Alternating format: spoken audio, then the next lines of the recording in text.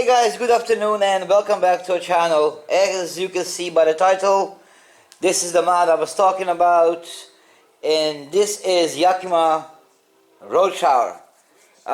This particular model, it's a 4-gallon one. They do make 7 and 10 gallon, but to me that's a lot of weight on a roof rack on the top of your SUV or truck. So I believe a 10-gallon one, fully loaded, pressurized, filled with water, it's around 75 pounds or so.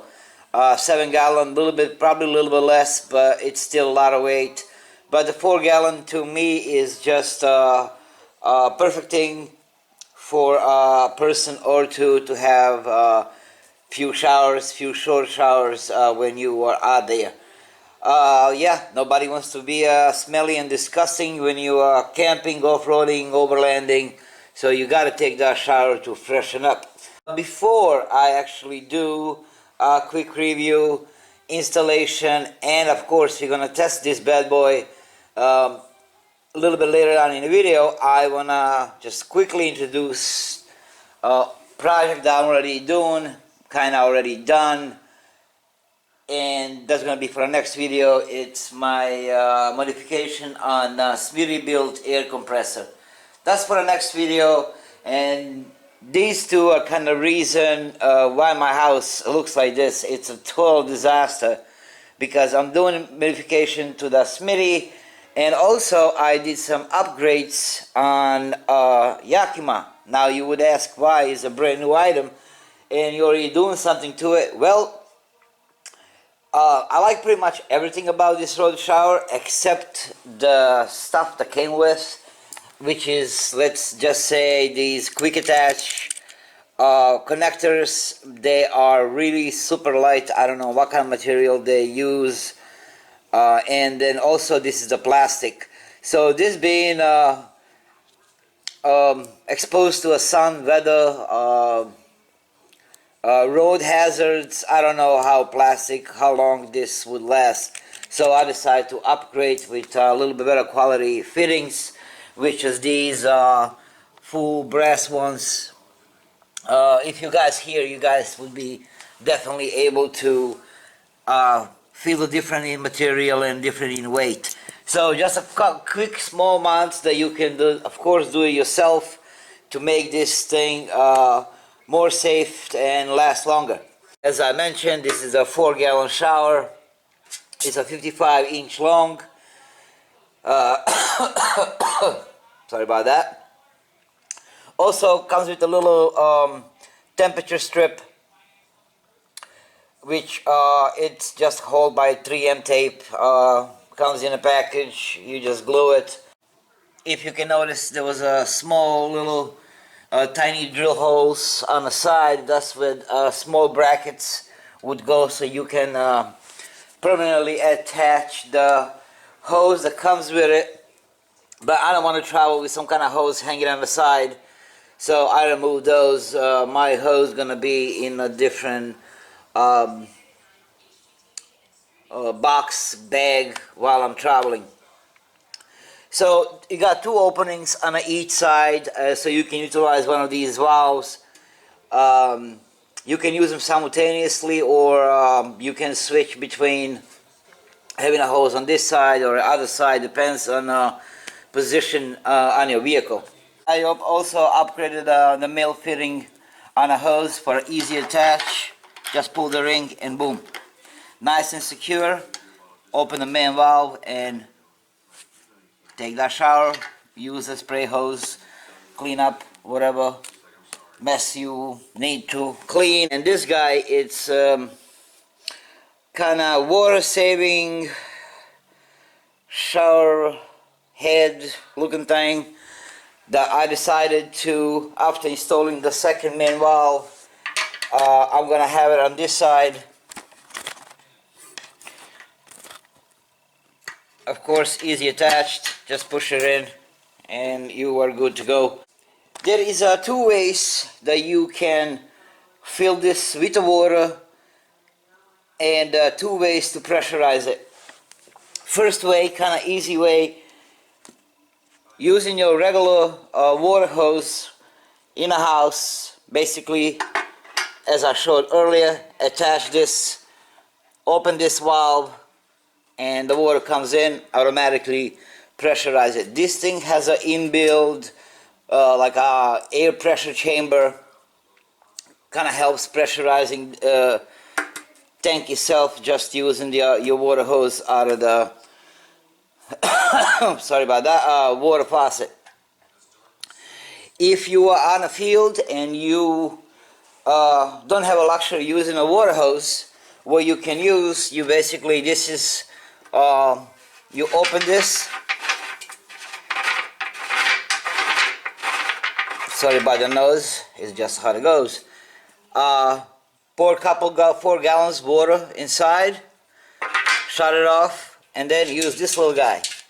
Unscrew this cap, and using your just a regular handheld pump for your, you know, bicycle tires, your car tire, whatever, just pump it till you get pressure to operate the shower. Or you can attach one of the air compressors, set it up on 50, 55 psi. I believe this model can go up to up to 65. If you by any chance go over that, this valve, that's a safety valve, would actually pop up and would release that pressure, so this thing does not explode you, your car, neighborhood, etc. So basically, you got 2 ways of filling and 2 ways of pressurizing this thing. Pretty self-explanatory, super simple. Like I said, just upgrade these and you'll be good to go. How you install it? Super simple.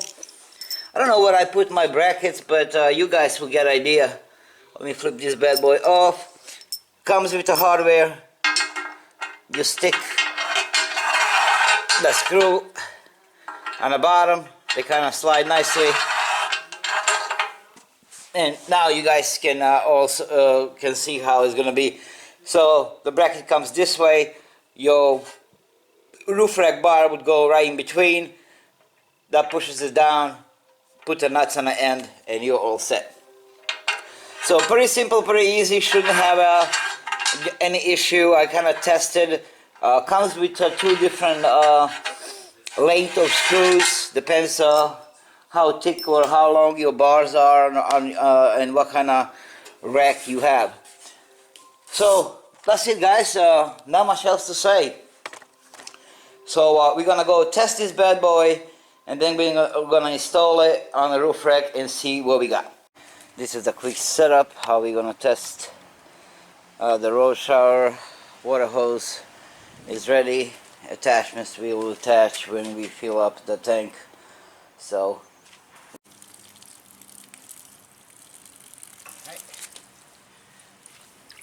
plug this bad boy in. I think that's open.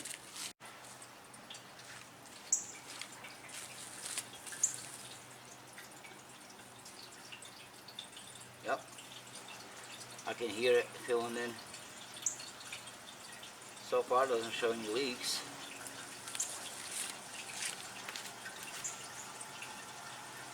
So far so good.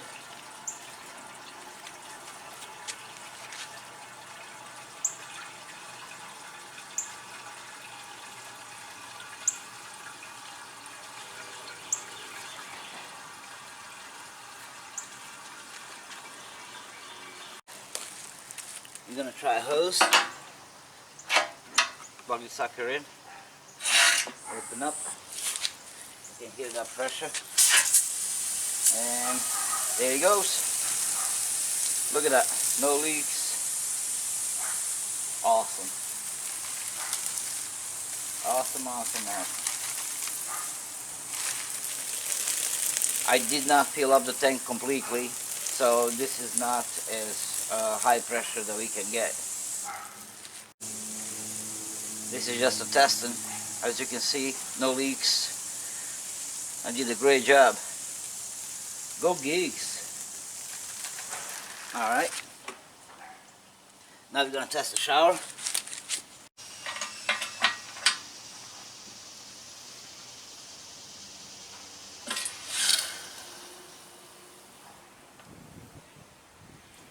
is how you regulate. Alright, little shower.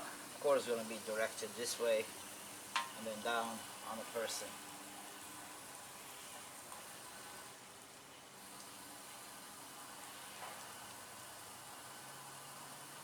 Cool. No leaks on the main attachments. There is no leak here. Remind you, this is not a full pressure. I did not fill up the tank neither. This is probably like half a tank. You can use both simultaneously, as you can see.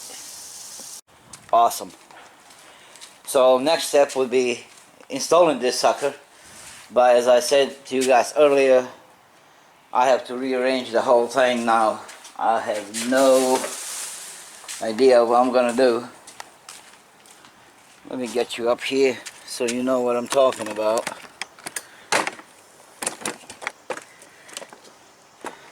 I don't know if you guys remember, this is how I had it before. That section is for the gearbox. My max tracks would be on the end, and then here I would have the rotor packs. Well, now I have to install this bad boy, so that means I have to move this plate. Alright guys, this is what we got so far. I'm gonna install it right here. I still didn't test it to see if it's gonna fit the garage. Looks like it's not going to. Great. And then I'm gonna move this plate in the middle to see if they're gonna give me any room to install the rotor packs. Could be a tight fit. I don't know if I'm gonna make it or not. If not, I have to come up with something else, but I'm gonna try to go for the middle. And then yeah, totally ran out of the real estate. And because I'm not using the bar up front, because I do not want to block my sunroof. Alright guys, let me show you what I have so far. This was actually easy. I only thing I did, move the plate with rotor packs a little bit to the left, and just have a, you know, left a little clearance, because this is gonna get hot. It's not like the backs itself not gonna get hot on the sun, but anyway, everything else kind of stayed the same, except my max tracks I had to move a little bit. They used to come to the end, but now they're just a little bit to the left. They are hanging a tad, maybe 5 inches, so that's not a biggie. I have to figure out how to attach now, because I lost this piece. I used to sit on the track with in screws, but maybe I can utilize this handle to lock it to the box, or I don't know. I will figure that one out. That one is still I can actually use to lock this. These I do have a little straps, so that should be alright. But this is my pretty much daily driver. My 6, it's on a timeout, so I'll be driving this thing daily. And of course I'm not gonna carry all this crap, so all this is gonna come off, but it's just gonna be set up for installation when I hit the road for a overland trip or whatnot, camping or so. I would say to install all this before every trip probably gonna take a half an hour, which is not bad.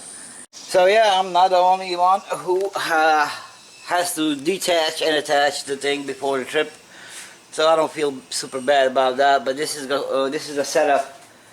Guys, once again, thank you for watching, thank you for tuning in, and I'll see you guys next time. Bye bye.